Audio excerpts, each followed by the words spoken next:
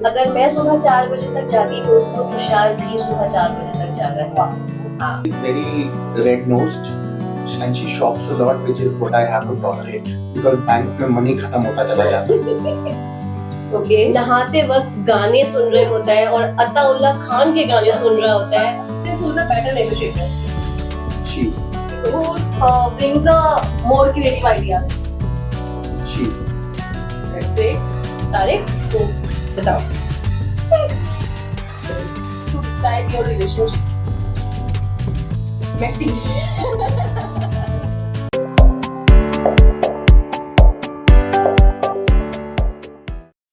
नमस्कार दोस्तों, बातें तेरी मेरी में मैं रीना फिर से आ गई आप लोगों के सामने एक और न्यू पॉडकास्ट लेकर। जैसे कि आप लोगों से मैंने वादा किया है कि फरवरी मंथ हमारा साथ जुड़ रहे हैं एक से बढ़कर एक प्यारे कपल।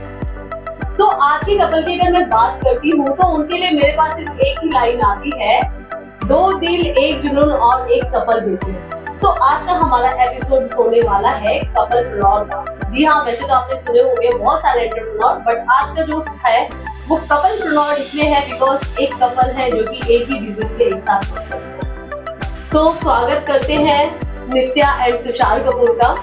हेलो, हाय तुषार, हाय नित्या।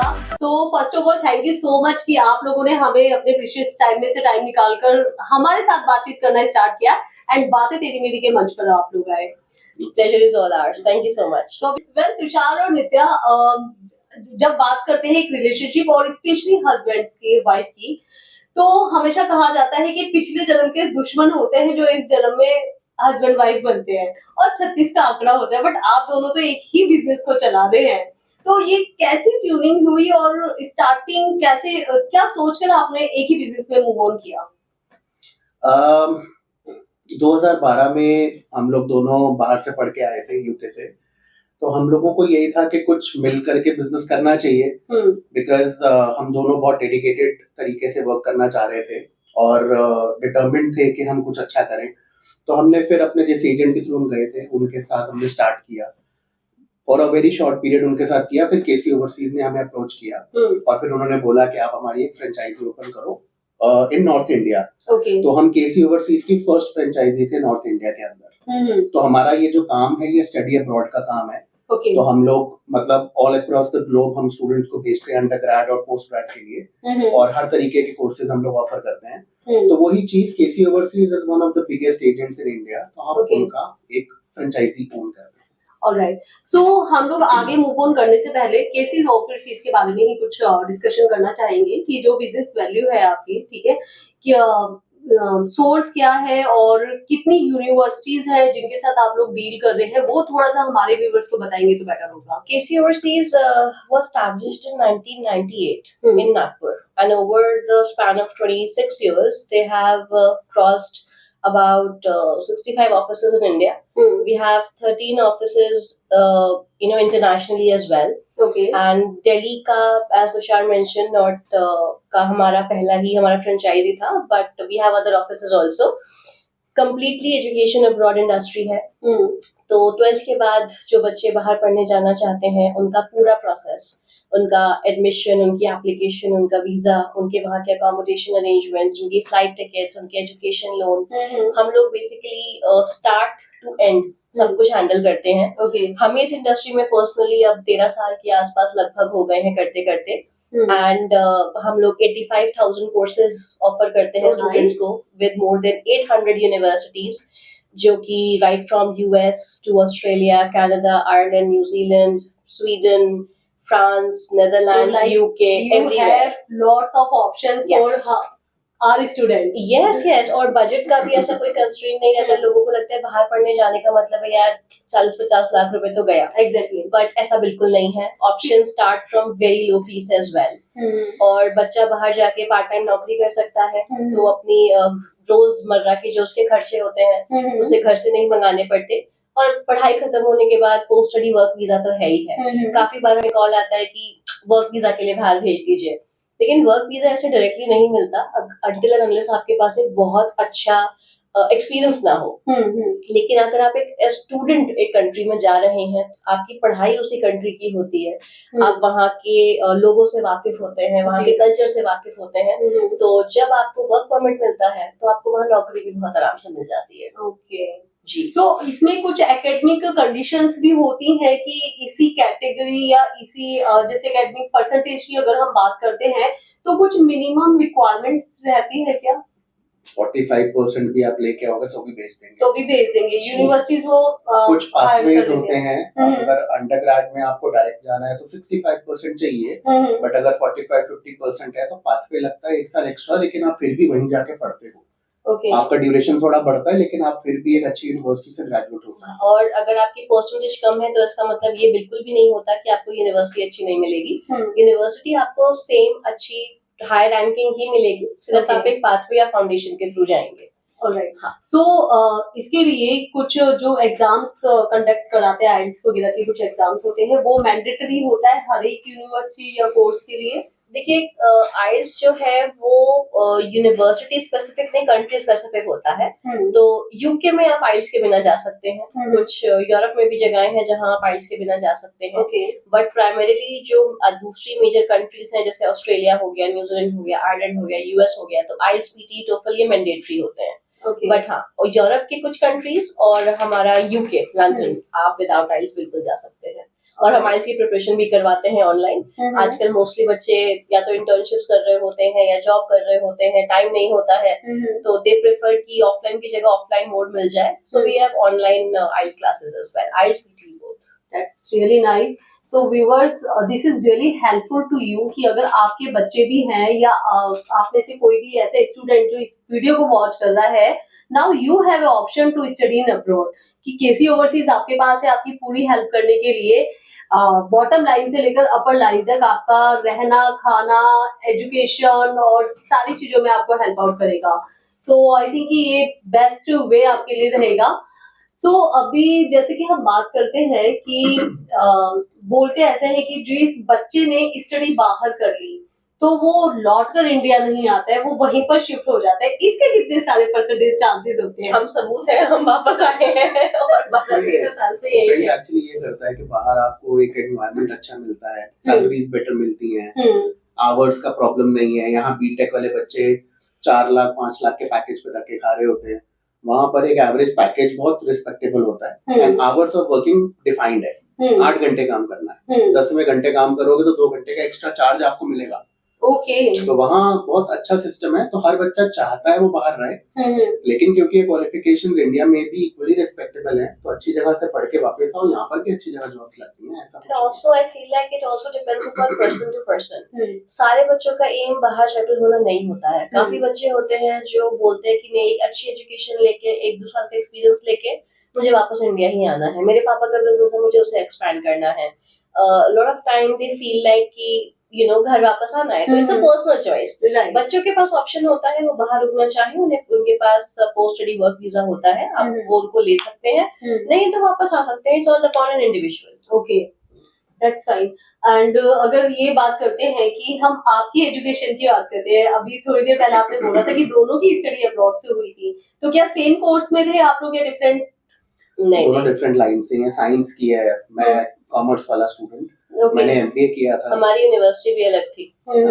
दोनों ने पढ़ाई लेकिन हमने लंदन से ही करी है। क्या सोचकर आप आए इंडिया वापस की वहां पर आपको आई थिंक बहुत बेटर पैकेज मिल जाता अभी आज की डेट में। आई डोंट नो कि कितना आपको बिजनेस में प्रॉफिट हो रहा होगा, बट फिर भी एक जो लाइफ वहां की होती है कंपैरिजन किया जाए तो बहुत जमीन आसमान का डिफरेंस होता है। आपने क्या सोचा उधर? बिकॉज बिजनेस माइंड था हम दोनों का कि हमें कुछ काम स्टार्ट करना है। तो स्टार्टअप के लिए जब तक आपके पास बहुत अच्छे फंड्स नहीं है बाहर, इट्स नॉट इजी। तो ये चीज इंडिया में फिर भी पॉसिबल है कि आपने मतलब थोड़ा बहुत तैयारी करी, ऑफिस थोड़ा रेनोवेट किया और बैठ गए। उधर बहुत परमिशंस लेनी पड़ती है, बहुत ज्यादा फंडिंग आपको लगती है, एवरीथिंग इज मोर एक्सपेंसिव। तो यूके में तो मतलब उनका हमारा 100 रुपया है, उनका 1 रुपया बनता है, तो वो फिर 100 गुना ज्यादा महंगा पड़ता है एक तरह से देखा जाए तो हमने फिर वही सोचा कि इंडिया में अगर बिजनेस करना है तो let's go back home. Job करनी होती तो definitely that country would have been better. Also because हम लोग पोस्ट स्टडी वर्क वीजा पे थे, तो हमारे पास सिर्फ नौकरी का ही ऑप्शन था। We were not on a business visa or an entrepreneur visa, and we were students, so हमारी कोई ऐसी credit history नहीं थी कि हमें बैंक लोन भी देगा. Okay. So it was very clear कि हम लोग अच्छे से पढ़ाई करके थोड़ा सा exposure लेकर के we were to come back and start a business here. So that was the plan. So business भी बड़ा सोच समझ के करा है आप लोगों ने. अब सोच में पड़े हुए हैं कि उसी चीज में हाथ रखो जिसकी वजह से हम लोग बाहर गए थे. Now it's a really good option कि लोगों को नहीं पता होता है आज के डेट में इतने सारे ऑफिसेज ओपन है, कंसल्टेंट है जो कि स्कैम भी कर देते हैं. Exactly. स्टूडेंट्स को पता नहीं है, उनको तो बस ये पता है जब बच्चे स्कूल से बाहर निकलते हैं उसके बहुत सारे बिग ड्रीम्स होते हैं, मुझे ये करना है, मुझे वो करना है, बट रियलिटी एक्चुअली में कब किसके साथ स्कैम हो जाए सो वो बहुत टफ होता है. ये रीजन था जब हमने अपना काम स्टार्ट किया था and people were like are you sure it's going to work out and हमने जो तब सोचा था, हम आज भी उसी प्रिंसिपल पे काम करते हैं कि हम बहुत ही ज्यादा ट्रांसपेरेंट और ऑनेस्ट हैं. बिकॉज हमारा एक्सपीरियंस हमारे एजेंट के साथ अच्छा था, ऐसा कोई हमें प्रॉब्लम नहीं हुई थी. बट हमने वहां पर जो और भी स्टूडेंट्स थे बाकी जगहों से आए हुए थे, दूसरे शहरों से आए हुए थे, काफी बच्चों का एक्सपीरियंस बहुत खराब था. एजेंट ने झूठ बोला है, पैसे ले लिए बाहर भेजने के, जबकि ये services completely free of cost होती हैं, राइट. एंड हम लोग जब वापस आए एंड वी थॉट कि this is something that we can do, हमारा यही थॉट प्रोसेस था कि what will make us different from other agents is that we are going to be very transparent, right. Every step of the way बच्चे को सब पता होगा और हम बहुत ऑनेस्ट होंगे. और हमें तभी ये बात पता थी कि ये हमारी ऑनेस्टी हमें आगे लेके जाएगी. हम आज भी उसी प्रिंसिपल पे काम करते हैं, जो है बच्चे के सामने है, हर चीज, कोई झूठ नहीं बोला जाता, कोई बात नहीं कवर अप की जाती. बच्चे से हम एक पैसा नहीं लेते हैं किसी भी सर्विसेज का. Right from admission to visa it's a free service. Okay. हाँ, हम काउंसलिंग के भी पैसे नहीं चार्ज करते हैं. सो वो ही इन इटसेल्फ एक बहुत बड़ी ऑनेस्ट चीज है कि भाई मैं आपसे एक पैसा नहीं चार्ज कर रही हूँ तो मैं आपका क्या ही काम खराब करूंगी. करेक्ट. यही वाले प्रिंसिपल पे हम पिछले 12-13 साल से काम कर रहे हैं.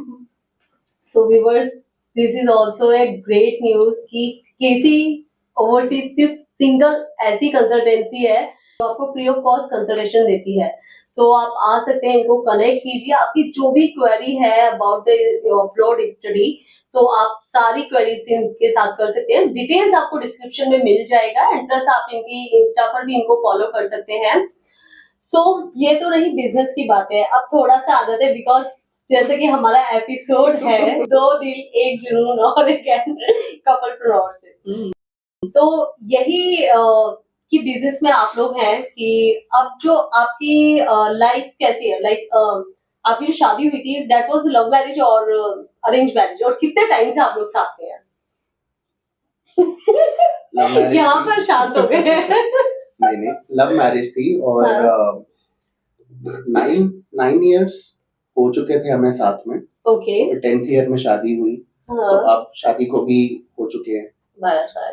12 साल, so almost 20 plus years. 20 to 23 years. I was 16 when I met him and he was 19 when we started going out. And बस तब से we have kind of never looked back. We have practically grown up together. We have grown up together. We have seen that hormonal phase जहाँ pimples होते थे और pocket money पे गुजारा करना पड़ता था, to getting part time jobs and everything. पढ़ाई साथ में करी, बाहर साथ में पढ़ने गए, then वापस आके business अपना करा. लव मैरिज है तो इंटरकास्ट मैरिज है तो थोड़ा सा फैमिली को भी कन्विंस करने में टाइम लगा. Now we have a beautiful son, a gorgeous dog, 12 years of marriage, 22 years of togetherness and a business. So it's good. When did you feel कि अब हम कि एक दूसरे को हम पसंद करते हैं, और ये कितना टाइम के बाद आप लोगों को? ये तो तुम बताओगे. मैं मतलब वन साइड अप्रोच थी, बोथ साइड अप्रोच थी? हमारी तो बोथ साइड ही चली थी. मतलब ऐसा कुछ नहीं था कि ये कम कमिटेड है या मैं कम कमिटेड हूँ, ऐसा कुछ नहीं है. बट देन हाँ, काफी टाइम पहले से ही ये चीज प्री डिसाइडेड कह सकते हैं कि हम लोग सोचते थे कि भाई साथ ही टाइम आगे बिताएं. ओके. सो अभी बीइंग ए कपल और इन बिजनेस कभी डिसएग्रीमेंट होता है आप दोनों के बीच में किसी भी सिचुएशन को लेकर? तो उस चीज को कैसे हैंडल करते हैं? घर में तो हम कॉमन फैमिली में देखते हैं तो भाई महायुद्ध हो जाता है. आप लोग उस चीज को कैसे मेंटेन करते हो? बिकॉज सेम उस टाइम फेज में आई थिंक कि आपको क्लाइंट्स के साथ भी मिलना होता होगा मीटिंग में, तो वो थोड़ा सा आप बताइए ताकि हमारे व्यूअर्स को हेल्प मिले। हमारा जो घर का डायनामिक है और जो हमारा ऑफिस का डायनामिक है वो अपोजिट है। लाइक घर पे आई एम शॉर्ट टेम्पर्ड, मेरे को कुछ चीजें मतलब मुझे स्पेसिफिक तरीके से हर चीज चाहिए, अपने तरीके से। Like I am the one जो कि ज्यादा डोमिनेटिंग है घर पे, और मैं बहुत जल्दी गुस्सा हो जाती हूँ। मेरा बहुत तुषार मजाक करता है हमेशा हमारे बेटे के साथ कि मम्मा का तो ना पारा हाई है, और ये घर पे शांत है। Like he be like happy go lucky, easy going, कोई प्रॉब्लम नहीं है। ऑफिस में उल्टा है। ऑफिस में ही गेट्स हाइपर। अगर कोई चीज सही नहीं है, कुछ प्रॉब्लम हो रहा है तो गुस्सा आ जाएगा, मूड खराब हो जाएगा, शांत हो जाएगा, then he be giving angry glares to everybody. मेरे को होता है कि अगर ऑफिस में कुछ हुआ है तो पहले मैं पता करूं कि हुआ क्या है, क्या रीजन है, एंड हुआ भी है उतना बड़ा लेवल का जितना हम लोग देख रहे हैं या नहीं। तो मैं बहुत उसको कामली अप्रोच करती हूँ, and once we have like a full proof thing सामने कि अच्छा ये हुआ है, तब फिर हम बैठ के उसको डिस्कस करते हैं। और कभी मैं इसको समझाती हूँ, कभी ये मुझे समझाता है, बट ऑब्वियसली कभी कभी ऐसा होता है कि सिचुएशन इतनी ज्यादा आउट ऑफ हैंड हो जाती है, डिसएग्रीमेंट्स हो जाते हैं या आउटफॉल्स हो जाते हैं कि 2-3 दिन तक फिर वो किस्सा चलता रहता है। But eventually at the end of the day कर ही लेते हैं सॉल्व। एक म्यान में 2 तलवारें तो रह नहीं सकती, तो इसलिए एक चाकू हो गया है और एक तलवार हो गई। ये बहुत अच्छा डायलॉग है। डायलॉग तो कितने मर्जी बुलवा लो। बिल्कुल, डायलॉग ही तो होते हैं इसके बाद और होता क्या है। सो कभी ऐसा हुआ है कि अभी आपने बोला कि 2-3 डेज तक वो चीजें चलती रहती है, ऑफिस स्टाफ के ऊपर कभी उसका इम्पैक्ट पड़ता है या वो कभी बेनिफिट उठाते हैं? नहीं, ऐसा बेनिफिट तो नहीं उठाते हैं, वो तो we work as a family. हमारे यहाँ पे वो बंदा टिक ही नहीं पाता जो अलूफ काम करना चाहता है।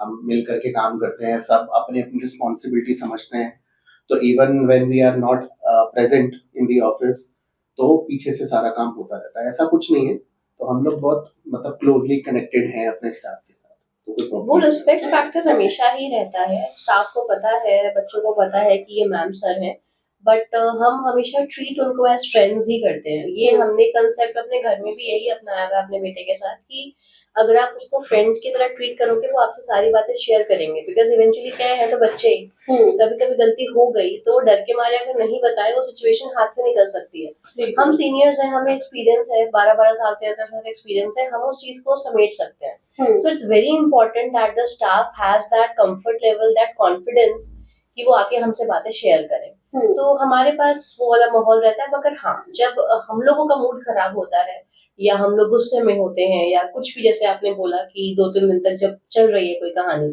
तो बच्चे सहम तो जाते हैं और फिर वो ऑफिस में डर तो बना रहता है। तो उस टाइम पे ये नहीं होता कि चलो जी आज तो हो गया कंफ्लिक्ट, अगर हमने सर से कोई बात मनवानी है या मैम से कुछ बात मनवानी है तो उस केस में तो वो कुछ बेनिफिट लेते होंगे? नहीं, नॉट एट ऑल। वो डरे होते हैं बहुत। आई मीन आप when you will meet the staff, आप उनसे पूछना कि जब ऐसे कुछ गुस्सा वाला सीन कुछ हो रहा होता है, मतलब अगर उन्हें चाय भी चाहिए ना तो वो आवाज नहीं लगाएंगे, उठ करके जाके बोलेंगे चाय बना के दे दो, बिकॉज उन्हें पता है कि अच्छा अभी तो मामला गर्म है। ओके, सो अभी जैसे कि थोड़ी देर पहले बताया आपने 24 आवर्स आप लोग साथ में ही रहते हो, घर पे भी बिजनेस में भी, तो एक मी टाइम होता है कपल्स का, उस चीज को कैसे आप मैनेज करते हैं? एंड कभी ऐसा फील हुआ है कि फ्रस्ट्रेशन हो गया, 24 घंटे हो गए, मुझे थोड़ा सा स्पेस चाहिए, इन दोनों सिचुएशंस को आप कैसे हैंडल करते हो? ह्यूमन नेचर है कि too much of anything is bad, तो हम बैड नहीं बोलेंगे, बट हाँ थोड़ा सा स्पेस लेने की इम्पोर्टेंस हमें समझ आती है कि कभी she should go in for a trip और समथिंग, थोड़ा सा कहीं जाए। और मैं बाइकिंग करता हूँ थोड़ी बहुत अब, तो मैं अपना 1-2 दिन निकल जाता हूँ बाइक लेकर के, उससे थोड़ा रिलैक्सेशन आ जाता है। बट देन फिर वही है कि घर पे मुझे हमेशा माइंड में रहता है कि हमारा बेटा घर पे है, डॉग घर पे है, उनकी भी टेक केयर हम लोग मिल के करते हैं, तो रिस्पॉन्सिबिलिटी सारी की सारी एक के ऊपर नहीं डलना मतलब हम लोग नहीं चाहते हैं। तो बहुत शॉर्ट शॉर्ट ट्रिप्स के लिए निकल जाते हैं, कभी मैं निकल जाता हूँ, I been asking her to also go, but somehow घर के ज्यादातर काम यही मैनेज करती हैं। तो फिर इसलिए ये अभी एज सच प्लान नहीं कर पाएंगे, बट हाँ she is planning very shortly to ये तो बात हो गई जैसे what we are able to do in a couple of months, लेकिन अगर हम डेली लाइफ की बात करें ना, रोजमर्रा की अगर हम बात करें, तो उस केस में डेफिनेटली स्पेस तो चाहिए होता है। अब इसमें गुड थिंग क्या, he is a morning person, मैं मॉर्निंग पर्सन नहीं हूँ, राइट। तो ये जल्दी उठ जाते हैं और ये अपना पेपर वेपर पढ़ते हैं, 1-1.5 घंटा वो उनका है। मैं आराम से उठती हूँ, मैं जल्दी नहीं उठती हूँ, बेटे को स्कूल भेज के फिर सो जाती हूँ। ओके, ये वाला सिस्टम है मेरा। तो ये उसको अपना मॉर्निंग टाइम मिल जाता है, एंड इवनिंग्स में भी ये अपनी बाइक लेके अगर राइड पे निकल गया, या ये जैसे we have a son, right, तो उसको वो बॉय एक्टिविटीज करनी है, क्रिकेट खेलना है, उस टाइम पे मैं अपनी किताब पढ़ रही होती हूँ। मेरे को बुक्स का बहुत शौक है और मैं हफ्ते में 2-3 किताबें पढ़ लेती हूँ, तो वो हमारा मी टाइम हो जाता है। और जहाँ बात होती है साथ क्वालिटी टाइम स्पेंड करने की, तो वो हमारा होता है कि एक बार बेटा सो गया तो फिर हम कोई ना कोई एक डॉक्यूमेंट्री या फिर कोई सीरीज वगैरह हम कुछ लगा लेते हैं, और फिर हम सोते जल्दी नहीं है। मतलब अगर हम वो 10-10:30 बजे शुरू कर रहे हैं, तो हम अगर इंटरेस्ट आ गया तो हम 2 बजे तक वो देखते रहेंगे, but that's our time that we spend together. उसके बीच में 11-11:30 बजे ये कावा बना के ले आते हैं। कभी मुझे भूख लग जाए 1 बजे तो मैं बोलती हूँ थोड़ी मैगी बना दो यार फिर हम लोग रात को मैगी खा रहे होते हैं। So we do that. और लॉन्ग टर्म में तो हाँ, ये बाइकिंग करते हैं तो ये निकल जाते हैं 2-3 महीने में एक बार ट्रिप के लिए। इनका निकलना आसान है क्योंकि इनको इंडिया में ट्रैवल करना बहुत पसंद है। मेरे को होता है कि अगर मैं ट्रैवल कर ही रही हूँ तो बिकॉज एक फीमेल सोलो ट्रैवलर है, थोड़ा सा मुझे इंडिया में डर लगता है अकेले ट्रैवल करने में। तो अगर मैं जाऊंगी या तो गोवा जाऊंगी, या फिर मैं बोलती हूँ कि सीधे मुझे बाहर जाना है। तो बाहर जाना इतना आसान नहीं है, उसमें बहुत पैसे खर्च होते हैं। तो वही वाला प्लान है, but I am happy with my books, so I spend a lot of time with my books. I appreciate you Tushar कि अभी उन्होंने एक लाइन बोली थी कि जब मैं बाहर जाता हूँ या बाइकिंग पे, मुझे एक टेंशन रहती है कि मेरे घर पर बेटा है। एंड अदरवाइज आज की डेट में अगर देखें तो मेल और फीमेल में ये पॉइंट ऑफ व्यू सिर्फ फीमेल्स के अंदर होता है कि मैं बाहर गई तो मेरा बच्चा घर पर वेट कर रहा है। But really this is a very commendable and you are the seriously luckiest person that you have a Tushar type of person. बच्चे का तो अगर मैं बोलूं, जैसे बच्चे जब पैदा भी होता है ना रीना, आपके 2 बच्चे हैं, आपको पता है कि ऐसा एक्सपेक्ट किया जाता है कि भाई माँ है, माँ तो करेगी ही ना। बिल्कुल, है ना, भले ही माँ का ऑपरेशन हुआ है, माँ भी स्टिचेस माँ के नहीं निकले, लेकिन माँ है, माँ तो करेगी ही, है ना। माँ की भले बैंड बज रखी हो कोई नहीं सोचता। हम लोग कितने पेन में होते हैं और हमें कितनी तकलीफ हो रही होती है, मतलब उठ के बैठने, पेन भले कितना हो रहा हो, हमें बैठना पड़ता है बच्चे को लेके। तो ये तो डेफिनेटली मैं बोलूंगी कि मेरे को कभी ऐसा फील नहीं हुआ कि मैंने बच्चा अकेले संभाला है। अगर मैं सुबह 4 बजे तक जागी हूँ तो तुषार भी सुबह 4 बजे तक जागा है। हाँ, अगर उसकी तबीयत खराब है, मैं रो रही हूँ क्योंकि पहला बेबी, एंड मेरे को आज भी डर लग जाता है जब हमारे बच्चे की तबीयत खराब होती है, तो तुषार उस चीज को समझता है कि टेक्स ओवर, कि अच्छा अभी ये घबरा गई है, अब मेरे को देखना है। तो आज तक कभी ऐसा नहीं हुआ है कि मुझे एक भी पॉइंट पे लगाओ कि यार बच्चा तो सिर्फ मेरी जिम्मेदारी है। Tushar has been there in every aspect, सिवाय पढ़ाई के। पढ़ाता नहीं है उसको, बिल्कुल भी नहीं पढ़ाता, पढ़ाई मेरा हेडेक है। बट हाँ, उसके साथ खेलना, टाइम स्पेंड करना, उसकी पूरी जिम्मेदारी लेना। इनफैक्ट ये छोटी छोटी चीजें होती हैं कि यार मैं ये जूते ले लूं शाहरान के लिए, या फिर मुझे कपड़े लेने हैं मेरे बच्चे के लिए, ही इज इक्वली इन्वॉल्व। इसको ये नहीं है कि अरे माँ है, कपड़े अपने आप खरीदेगी, जूते अपने आप खरीदेगी, ये पूरा इंटरेस्ट लेता है। नहीं शाहरान के पास ये वाला कलर नहीं है, ये वाला ले लेते हैं, या अच्छा ये खरीद लेते हैं उसके लिए। तो कोई एस्पेक्ट ऐसा नहीं है जहाँ पर आई थिंक तुषार की इन्वॉल्वमेंट नहीं है। तुषार ने ली हुई है। ऐसा तो मैं नहीं कहूंगी। ऐसा तो मैं नहीं कहूंगी। Eventually देखा जाए कंपैरिजन, अगर अदर कपल्स की बात करते हैं, so you are such a really truly couple जिसके लिए मैं कह सकती हूँ 1 और 1 11। सो ये जोड़ी बनती है जहां पर दोनों का कंट्रीब्यूशन फैमिली में भी इक्वल है एंड साइड बाय साइड वो इक्वली आपका बिजनेस भी अपना हैंडल कर रहे हैं। सो अगर बात करते हैं, फाइट कभी हो गई, सॉरी कौन पहले बोलता है? Very tough question. जो गलती करता है चाकू बोलता है, तलवार तो बोलती नहीं।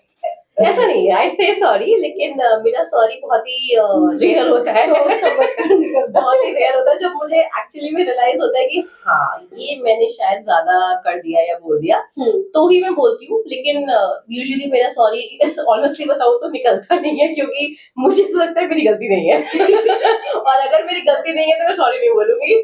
मतलब फिर मैं माहौल को शांत करने के लिए भी नहीं बोलूंगी। अगर मुझे पता है मैं सही हूँ हाँ। तो मैं नहीं बोलूंगी। आप फिर वो झगड़ा 1 दिन चले, 2 दिन चले, 4 दिन चले, मैं नहीं बोलूंगी। मैं सही हूँ तो मैं नहीं बोलूंगी। और फिर इवेंचुअली वो होता है ना कि घर का तुषार इज लाइक कि अरे यार 4 दिन हो गए, अब तो छोड़ो। मैं छोड़ूंगी क्यों, नहीं छोड़ूंगी, पहले डिस्कस करो। सो या ये वाला सीन तो है। ऑलराइट। सो जो भी आपका एक्सपीरियंस रहा है, हमारे जो अपकमिंग कपल्स हैं जो बिजनेस एक साथ करना चाहते हैं बट कहीं ना कहीं डर जाते हैं कि यार कॉन्फ्लिक्ट होंगे स्टार्ट, उनके लिए आप क्या कहना चाहोगे? ड्यूटीज बांध लो हम्म, और बांट लो। अभी हमारे पास मल्टीपल कंट्रीज हैं, तो कुछ कंट्रीज का काम मैं करता हूँ, अलग कंट्रीज का काम ये करती है, क्लाइंट्स अलग हैं, प्रोसेस अलग है, डॉक्यूमेंटेशन अलग है, तो कंफ्लिक्ट नहीं है। ओके। कंफ्लिक्ट कहाँ आ सकता है? प्रोबेबली जब कोई इन्वेस्टमेंट करना है या कोई चीज खरीदनी है, ऑफिस में लाइट्स लगवानी है, कभी कुछ है, छोटा मोटा कंफ्लिक्ट है। बहुत बड़ा कंफ्लिक्ट ऐसे नहीं आता unless your duties are colliding. अगर वो कोलाइड करी तो दिक्कत होगी। आप पहले ड्यूटीज अपनी अलग अलग कर लो, क्या प्रॉब्लम है? और दूसरा ये एडवाइस तो है ही है, साथ में जो एक बहुत बड़ा फैक्टर मुझे जो लगता है प्ले करता है वो है trust. You need to have trust in your partner. कई बार वो ऐसे डिसीजन लेंगे जो आपके हिसाब से सही नहीं होंगे, but you have to have that faith in the person कि अगर वो कर रहा है या कर रही है तो कुछ सोच समझ के कर रही है, पहली बात। दूसरी बात ये होती है you need to have respect. अगर आप अपने पार्टनर की रिस्पेक्ट नहीं कर रहे हैं, आप उनके हर डिसीजन पे क्वेश्चन कर रहे हैं, आप उनके वे ऑफ वर्किंग को क्वेश्चन कर रहे हैं, तो आपका बिजनेस कभी सक्सेसफुल नहीं होगा। You need to take pride in the fact कि आप जो काम कर रहे हैं कितनी मेहनत से कर रहे हैं। और सबसे इम्पोर्टेंट एडवाइस, जब आप ऑफिस का दरवाजा बंद करके निकलें घर के लिए, काम को ऑफिस में छोड़ के जाएं। आप काम को घर लेकर मत जाइए until and unless ऑब्वियसली सब बिजनेसेस के पीक सीजन्स होते हैं, जब हम भी कई बार तो 11-11 12-12 बजे काम कर रहे होते हैं, बट वो तभी होता है कि जब जरूरत है। जब जरूरत नहीं है, आप अपनी पर्सनल लाइफ को थोड़ा सा स्पेस दीजिए। काम को हर बार घर लेके जाना सही नहीं होता है। ओके। सो आपके लाइक वर्किंग आवर्स क्या रहते हैं? ऑफिशियल वर्किंग आवर्स तो हमारी 10 o'clock to 6:30 है, मंडे टू सैटरडे। हमारा सिर्फ संडे ऑफ होता है। और हमारा स्केड्यूल डिपेंड करता है हमारी काउंसलिंग्स किस हिसाब से है। अगर हमारी पहली काउंसलिंग 11 बजे है तो हम 11 बजे ऑफिस आ जाते हैं। अगर हमारी काउंसलिंग 1 बजे से पहले नहीं है तो हम थोड़ा आराम से भी आ जाते हैं। जब हमारे को अपने काम खुद के होते हैं, लाइक वीजास करने हैं, SOPs लिखने हैं या कुछ भी है, तो इट ऑल डिपेंड्स अपॉन कि हम कब आ रहे हैं। लेकिन office operational 10 to 6:30 Monday to Saturday है। ओके। कभी ऐसा कुछ हुआ है कि ऑफिस आवर्स में है एंड सडनली कोई रोमांटिक हो गया या कहीं एकदम से प्लान हो गया कि डेट पर जाना है, सो ऐसी सिचुएशंस आई है कभी? हाँ, हम लोग एक आध बार बीच में कॉफी वगैरह पीने चले जाते हैं। नीचे बहुत सारे कैफेज हैं हमारे आसपास, तो हम लोग कॉफी पीने के लिए चले जाते हैं। और बीच में एक आध बारी हमने ऐसा भी प्लान किया कि चलो मूवी देखने चलेंगे, लेकिन बहुत रेयर होता है। बहुत रेयर। ओके। बट हम जब फ्री होते हैं और मतलब अगर काम कम है तो मैं इसके कैबिन में आ जाती हूँ, हम लोग साथ में चाय पी लेते हैं। या फिर ये मेरे कैबिन में आ जाते हैं, हम साथ बैठ के शॉपिंग कर लेते हैं। तो कुछ ना कुछ कर लेते हैं, क्वालिटी टाइम निकाल ही लेते हैं। हम निकाल लेते हैं। दिस इज ये थोड़ा सा एडवांटेज हो गया आपका, लाइक बीइंग ए कपल। अगर आप बिजनेस में कर रहे हो तो दोनों चीजें थोड़ी सी मैनेजेबल रहती हैं। बिल्कुल बिल्कुल। As I said, trust and respect needs to be there, सब मैनेज हो जाता है। और हमारा पार्टनरशिप इतना लंबा है, हम 23 साल से साथ है रीना। तो अब हमें ना एक दूसरे का आईज से और फेस एक्सप्रेशन से पता लग जाता है सामने वाले का मूड कैसा है। तो हम वो एक बेनिफिट ही होता है जब आप एक इंसान के साथ 24 घंटे है ना, तो आपको उसके हर एक विम एंड बैक का पता होता है, विच इज बेनिफिशियल। तो हम लोग हैंडल कर लेते हैं। Alright. So still you celebrate Valentine? हमने कभी नहीं किया वैलेंटाइन सेलिब्रेट एक्चुअली। इतनी भीड़ होती है सड़कों पे। I don't like to drive in crowded streets. हम लोग घर बैठ के खुश हैं। न्यू ईयर पे हम बाहर नहीं जाते। ओके। दिवाली पे घर में खिड़कियां बंद करके बैठते हैं। होली पे रंग तो बहुत टाइम हो गया खेले हुए। Oh my बस God. छुट्टी की तरह एंजॉय करते हैं, आराम से अपना सीरीज लगा ली, मूवी लगा ली, आराम से बैठ वैलेंटाइंस डे हम सेलिब्रेट करते हैं, लेकिन हम घर पे ही करते हैं. What I do is I basically end up cooking, और तुषार साथ में we just take a drink or two, और हम लोग साथ में कुकिंग कर लेते हैं. बेटा है तो साथ में उसको शौक होता है मम्मा केक काटना है तो केक काट लेते हैं. बाहर हम लोग कभी नहीं गए. स्टार्टिंग में जब वी स्टार्टेड आउट, मैं बहुत छोटी थी, I was just 16, he was just 19, and तब होता था पहली पहली बार उनको वैलेंटाइंस डे. तब तुषार ने मुझे एक बहुत ही ब्यूटीफुल तरीके से समझाया था कि why just one day to celebrate our love, right? We are together every day. I love you every day, not just one day ना. जो लव और हेट टॉलरेंस है वो क्या क्या है? What do you What- love, hate and tolerate about me? About Right. So, the care for the family that she has is what I love. She's very red-nosed. She gets, very irritated very quickly. That this is what I hate. And she shops a lot, which is what I have to tolerate because bank में money खत्म होता चला जाता है. तो ये 3 चीजें थी. What I love, hate and tolerate about him, well, what I tolerate about him is that he is not expressive at all. बिल्कुल एक्सप्रेस नहीं करता है, बहुत ही रेयर होता है that he will express with words. Then I absolutely hate his habit of listening to music when he's taking a bath. Okay. नहाते वक्त गाने सुन रहे होता है और अताउल्ला खान के गाने सुन रहा होता है. मतलब सुबह सुबह का टाइम है, मैं कुछ अलग जोन में हूँ और वो बगा रहा है बंदा तेरी मैयत and all that. I absolutely hate it. I'm an 80s guy. And what I love about him is that his commitment towards me has never wavered, and I couldn't have asked for a better father for my son. So I absolutely love that our son has him as a father. And I know, मतलब कोई अगर मुझे ऊपर से भगवान जी भी आके बोलेंगे ना कि तुषार तेरे से झूठ बोला है या तुषार ने तेरे को धोखा दिया है या तुषार ने चीट किया है, I will not agree. I know this man to the T. So there's no way in hell that he'll ever do anything to hurt me. तो ना एक्सप्रेस करे कोई बात नहीं, but I'm sure that he'll never hurt. बंदा अच्छा है. सो अभी तक तो बात करी हमने आपके प्यार, बिजनेस और जो भी आपका डे रहते हैं उनके बारे में, इसके बारे में. So now it's a time for the rapid fire round. अब देखते हैं कि किसकी बोलती कहाँ पर बंद होती है. Okay, in business who is a better negotiator? She. Who brings the more creative ideas? She. That's great. Who is more organized? She. I'm chaotic. कौन सबसे ज्यादा फेवरेट डे नाइट एक्टिविटी करता है?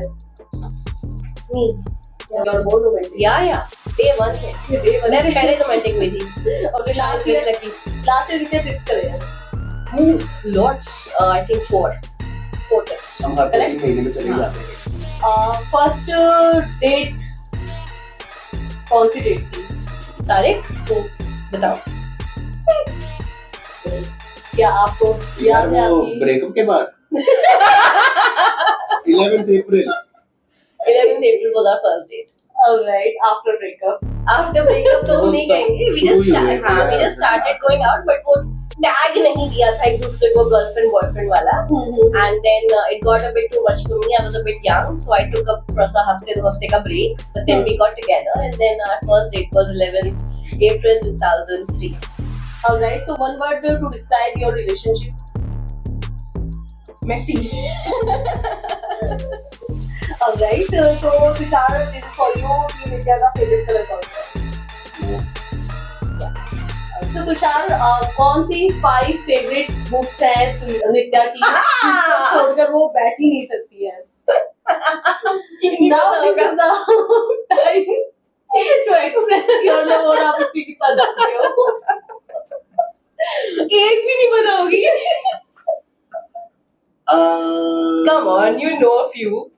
हैरी पॉटर सीरीज ये इसकी favourite है. वो तो मूवी भी फेवरेट होगी. हाँ. J.K. Rowling. ओके, क्या आपको अभी तक कोई ऐसा ट्रिप याद है जहाँ पर ये बुक्स को लेकर नहीं गई हो? नहीं, अभी हम जस्ट अभी लास्ट वीक मलेशिया से आए हैं वापस, वहां पर भी इसके पास 2 बुक्स थी। तो बुक्स तो इसके साथ रहती रहती है, मैं रहूं ना रहूं। Okay, and what about your honeymoon? नहीं उस टाइम पे बुक्स थी या तब तुषार था? नहीं हो, तब तो मैं ही इसकी बुक था, इसने मुझे बहुत पढ़ाया।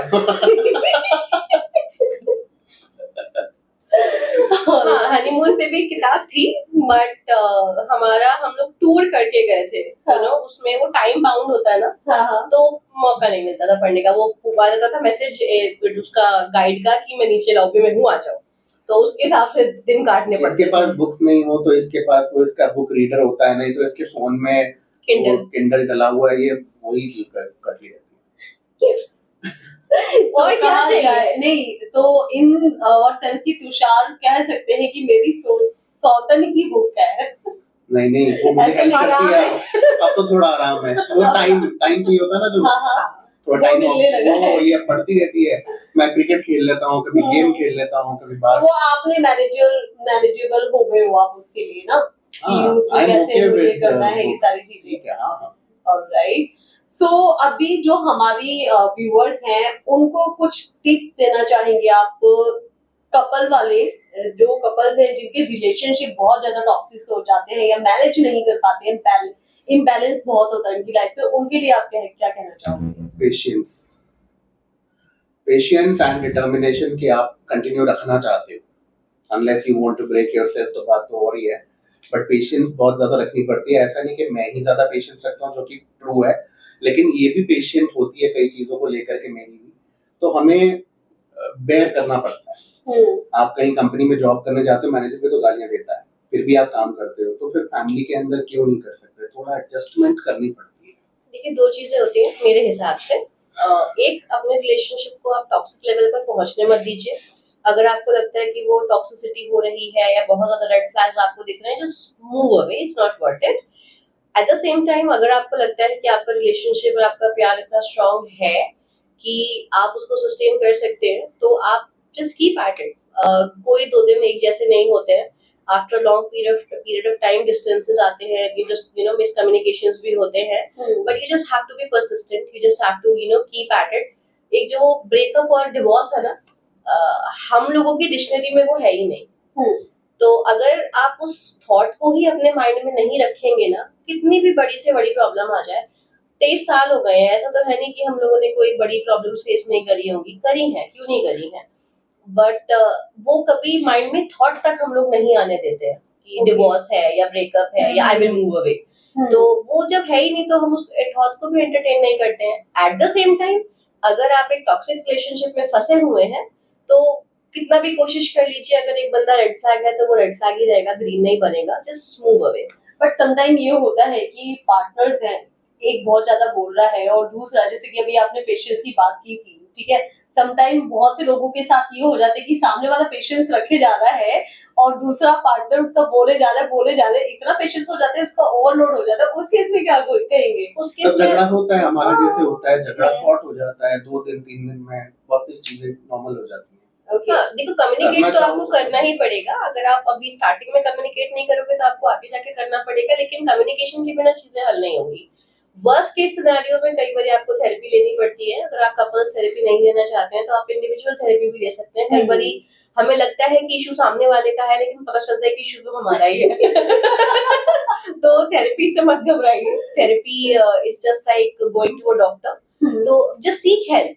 ये बिल्कुल मत सोचिए कि अरे, वो क्या कहते हैं आजकल के बच्चों की भाषा में, अरे मैं तो सख्त लौंडा हूँ, है ना, मैं तो सब कर लूंगा। ऐसा कुछ नहीं होता है। हर कोई इंसान है, हर किसी की फीलिंग्स है। Take seek help, that's it. Okay, एक क्वेश्चन जो मैं बीच में पूछना चाहती थी, जो मुझे अभी याद आया है कि शादी की आप लोगों ने कहा था कि बहुत पापड़ बेलने पड़े थे शादी के लिए। सो अभी भी बहुत सारे कपल्स ऐसे होंगे जो जिनको पापड़ बेलने पड़ रहे हैं, तो उनके लिए कुछ गाइड करना चाहेंगे, या वो कैसे अपने पेरेंट्स को या रिलेटिव्स को कन्विंस कर सकते हैं अपने पार्टनर के साथ शादी करने या उनके साथ रहने के लिए, या आपने क्या करता? वो थोड़ा सा अगर जर्नी शेयर करेंगे तो रियली हेल्पफुल। जब ये सारी चीजें हो रही थी तो लकीली मेरी family was okay with everything, उन्होंने बहुत सपोर्ट भी किया हर चीज में. They His were with family us. loved me. They were with us in the relation. But मनाना था इधर की साइड की फैमिली को. तो आई वुडंट से कि मेरे एंड से कुछ नहीं हुआ. ऑफ कोर्स मैं बहुत अच्छा लड़का हूँ तो मुझे पसंद कर लिया गया, लेकिन मेजर काम सारा इन्होंने किया to convince the people one by one.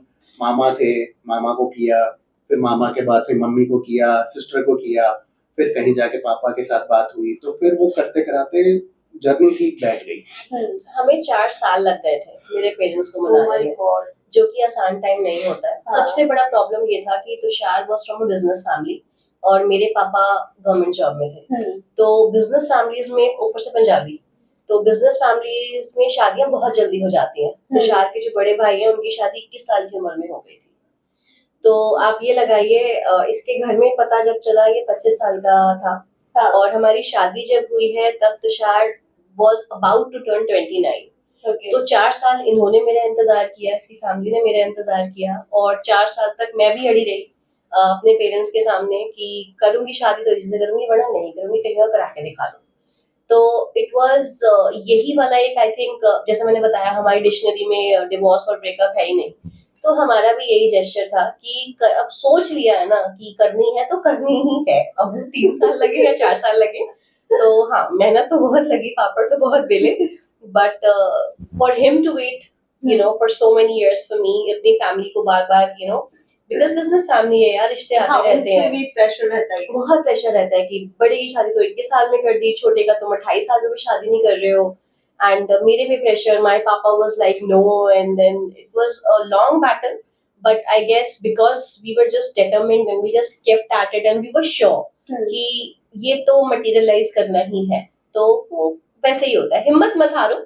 आपको लगता है आपका पार्टनर वर्थ इट है तो लगे रहो, इवेंचुअली सब ठीक हो जाता है. यूनिवर्स डेफिनेटली सुनेगा. आपके पेरेंट्स भी आपको प्यार ही करते हैं.